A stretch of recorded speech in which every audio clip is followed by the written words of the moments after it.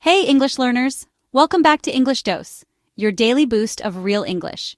Today we're diving into 10 powerful phrasal verbs with the word call that you can use in everyday conversation. So grab your notebook and let's get started. Our first phrasal verb today is call off. This is a really useful phrase in English, and you'll hear it often in both casual conversations and more formal situations. Call off is a phrasal verb, which means it's made up of a verb and a preposition that together create a new meaning. Let's explore what it means and how you can use it in your daily life. Call off means to cancel something that was planned or scheduled. Imagine you have an event, a meeting, or even a fun outing with friends, and for some reason, it can't happen anymore. Instead of just saying cancel, you can use call off to sound more natural and fluent in English. For example, let's say there's a big outdoor concert planned, but suddenly, a heavy rainstorm hits the city. The organizers decide it's not safe to continue, so they announce, "We have to call off the concert." This means the concert will not happen as planned because of the weather. Or imagine you and your friend have plans to meet for coffee after work. At the last minute, your friend calls and says, "Sorry, I have to call off our coffee date, something urgent came up." In this case, call off is used to let you know the meeting is canceled. You can use call off for any event, appointment, or arrangement that was scheduled, but now won't happen. This could be a business meeting, a family gathering, a sports game, or even a class. Whenever something planned is canceled before it starts, call off is the perfect phrase to use. It's a natural alternative to the word cancel, and using it will help you sound more like a native speaker. In fact, native speakers often prefer phrasal verbs like call off in everyday conversation because they make speech sound more relaxed and friendly. But remember, you wouldn't use call off for something that's already happening or has already finished. It's only for future plans or events that haven't started yet. For example, you can call off a meeting before it begins, but not after it's already over. Think about your own life for a moment. Have you ever had to call off a trip because of bad weather, or maybe cancel a meeting at work because something urgent came up? Maybe you had to call off a family dinner because someone was sick. These are all perfect situations to use this phrasal verb. Using personal examples like these can really help you remember new vocabulary.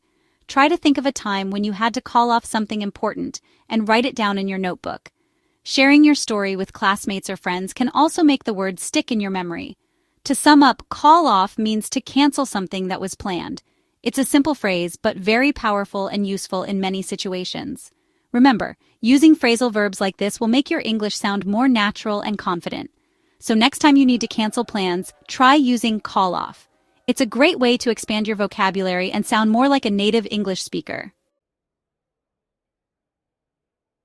Next is call back, which means to return a phone call. If you miss a call, you can say, "I'll call you back later." It's polite and clear, everyone understands it. In a professional setting, you might hear, "Can I take your number and call you back in 10 minutes? The structure is call you back, not call back you. You can also say, "I'll call Sarah back." Use this phrase whenever you need to return a call. It's essential for sounding natural in English. Easy, right?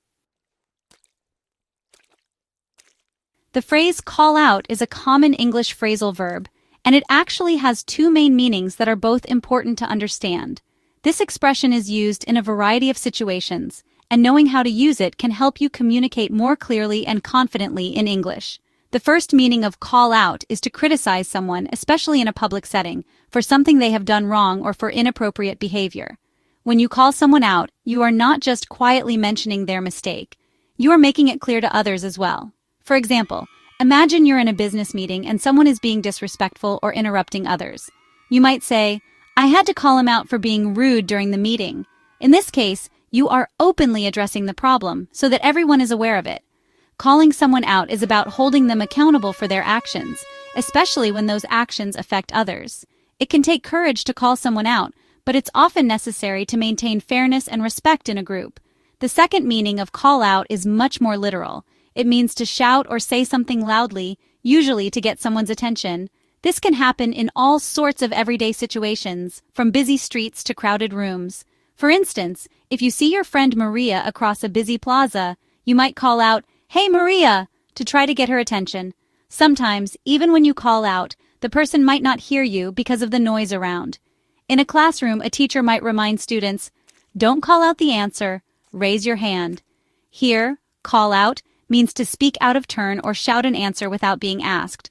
So, as you can see, call out can mean either to confront someone about their behavior or simply to shout in order to be heard. These two meanings are quite different, but both are useful in daily life. The context of the conversation will always help you figure out which meaning is intended. If someone says they called out a coworker, they probably mean they confronted them. If they called out to a friend, they likely mean they shouted to get attention. Call out is a strong and versatile phrase that you can use in both social situations, like addressing a problem in a group, or in literal situations, like trying to get someone's attention in a noisy place. Try using call out when you want to speak up about something important, or when you simply need to make your voice heard. It's a great way to practice being assertive and clear in your communication.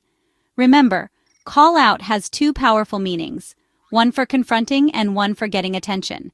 Mastering this phrasal verb will make your English sound more natural and expressive. Call in means to request help from a professional or expert. For example, we had to call in a technician to fix the air conditioner. It's used when you need someone with special skills. In the workplace, you might call in lawyers for a legal issue. Another use, call in sick, to inform your workplace you're not coming because you're ill. Example, I had to call in sick today. You'll also hear it in news reports. The police were called in to investigate, so use call in when you need outside help or expertise. A practical phrase for many situations. Call up is an informal way to say telephone someone, especially in American English. For example, I'll call up my grandmother this evening. It's a friendly, casual way to say you'll make a phone call. You can also use it for quick calls to businesses. I'll just call them up quickly. In a formal context, call up can mean to summon someone for military service. He was called up to serve in the army. But in daily life, focus on the main meaning, making a phone call. Try switching from call to call up for a more natural sound. Simple and effective. The phrasal verb call on is a fascinating and useful expression in English, and it actually has two common meanings that you'll encounter in everyday life. Understanding both uses can help you sound more fluent and confident, whether you're in a classroom, a meeting, or visiting someone's home.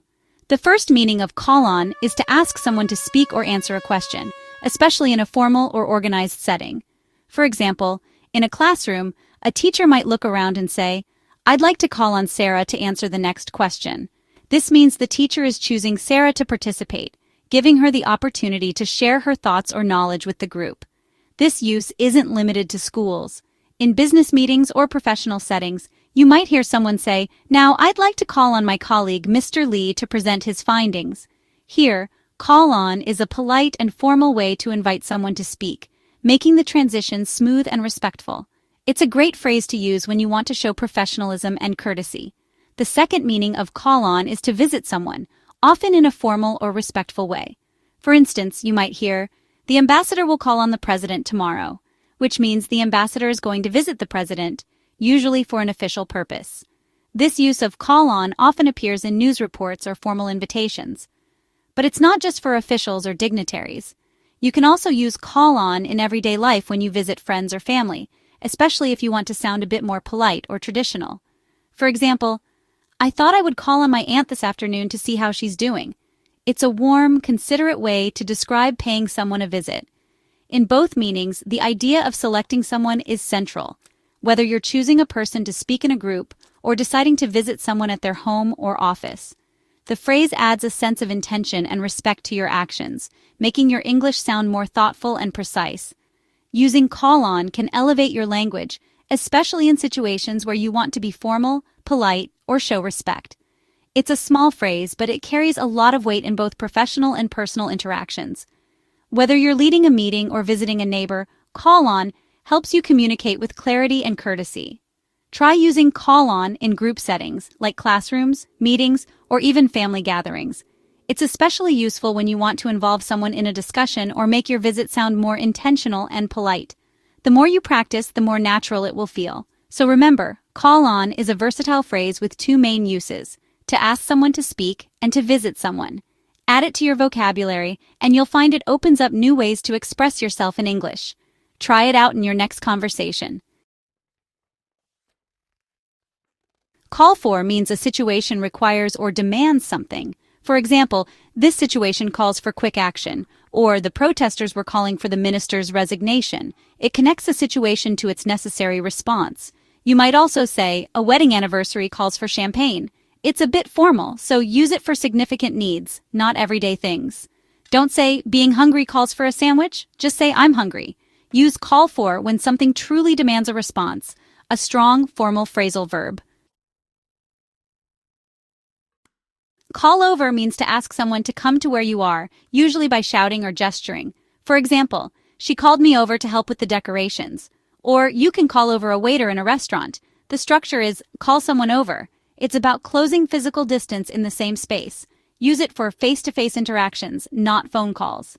It's a simple way to get someone's attention and ask them to come closer. Very useful for everyday situations. Try using it next time you need help nearby. Call around means to phone several people or businesses to gather information or compare prices. For example, I called around to find the best price for the repair. It's about doing research by making multiple calls. Use it when booking hotels, finding a plumber, or comparing services. The word around suggests contacting several places, not just one. It's a smart way to be a careful consumer. Use call around for any situation where you need options, practical and modern. Call someone names means to insult someone with rude or offensive words. For example, it's not nice to call people names even if you're angry. The names are insults, not real names. You might hear, the children were calling each other names in the playground. Adults do it too, especially in arguments. It's a sign the conversation has become emotional and unproductive. Now you know how to describe this kind of insult in English. Hopefully you'll never need to use it. Great job! You've learned 10 practical phrasal verbs with call.